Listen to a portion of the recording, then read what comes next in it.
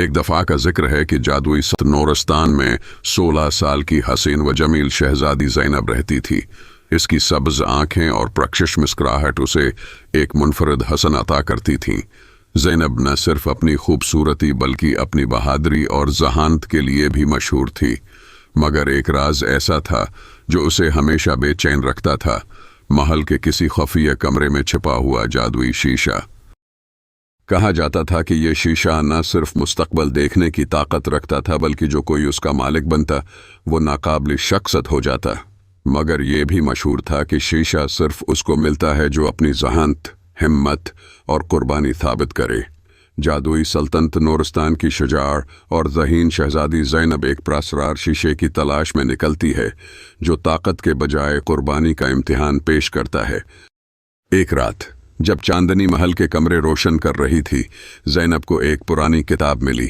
کتاب کے پہلے صفحے پر ایک جملہ لکھا تھا: شیشہ انعام ہے ان کے لیے جو اندھیرے سے نہ ڈریں۔ زینب کے دل میں ایک عجیب سی سنسنی دوڑ گئی۔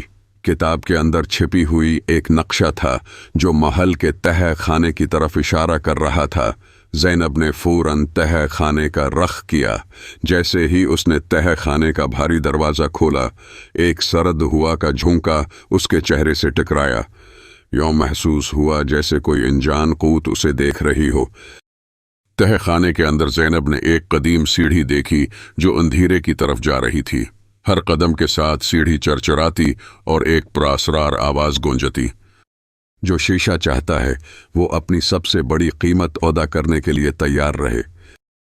دل مضبوط کر کے نیچے اتری۔ نیچے پہنچ کر اس نے دیکھا کہ دیواروں پر عجیب و غریب نشان بنے ہوئے تھے اور ہر نشان جادوئی شیشے کی طرف اشارہ کر رہا تھا۔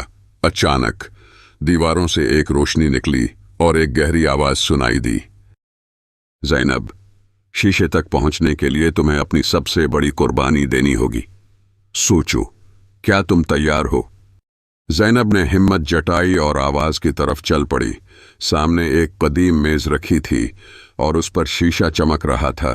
اچانک روشنی دھواں بن کر چھٹ گئی اور ایک پراسرار سایہ نمودار ہوا۔ شیشہ تبھی تمہارا ہوگا جب تم اپنی سب سے عزیز چیز چھوڑ دو۔ زینب سمجھ گئی کہ یہ آزمائش اس کی ہمت کی آخری کڑی ہے۔ اس نے اپنی خواہشات کو قربان کرنے کی حامی بھری۔ سایہ مسکرایا اور شیشہ غائب ہو کر زینب کے ہاتھ میں آ گیا۔ اب زینب جان چکی تھی کہ شیشہ طاقت کا نہیں بلکہ قربانی کا امتحان تھا۔